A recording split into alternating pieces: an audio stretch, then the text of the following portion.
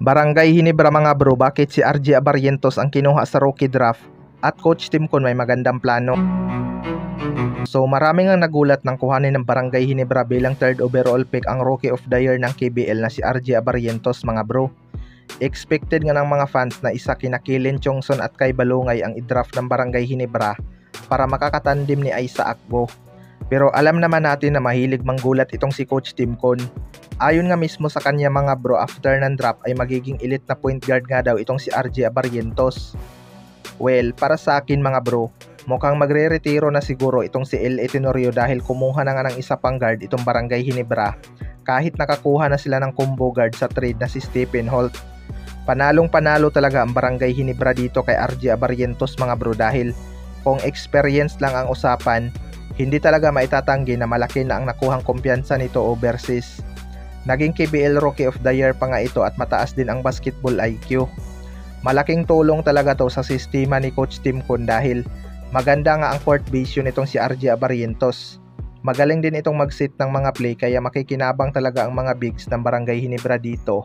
Partikular na si Aisa Akbo. Balita din na hindi makakapaglaro si Scottie Thompson ngayong Governor's Cup kaya mabibigyan talaga ng break itong si RJ Abarrientos kung paano niya patakbuhin ang sistema ni Coach Tim Con at maipakita na hindi sila nagkamali sa pag-drop sa kanya.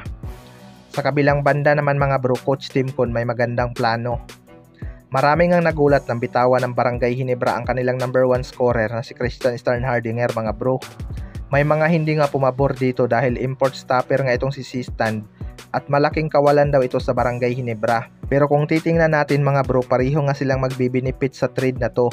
Sa pick lang talaga nakalamang ang Barangay Hinebra dahil nakuha nga nila itong elite guard na si RJ Abarrientos. Plano nga ni Coach Tim Con gawing bata ang lineup ng Barangay Hinebra mga bro dahil nagkakaedad na nga itong kanilang mga core player. Pero maraming ang pumalag sa trade na ginawa ng Barangay Hinebra. To be fair mga bro, may karapatan din naman sigurong makipag-trade itong SMC Group at kumuha ng player. Napapansin ko lang kasi kapag gumawa ng trade itong SMC Group, marami talagang bumabatikos, kisyo ganyan, kisyo ganito.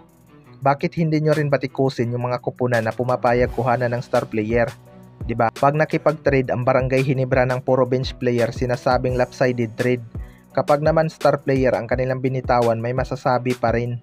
May rason naman sila kung bakit nila trinade ang isang player dahil may edad na nga ito at gusto nilang magpabata ng lineup.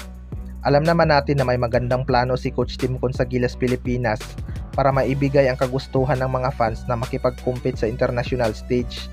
Itong pagkuha nila kay Aisa Akbo at RJ Abarrientos, bonus isa ito sa magiging development ng Gilas, 'di ba?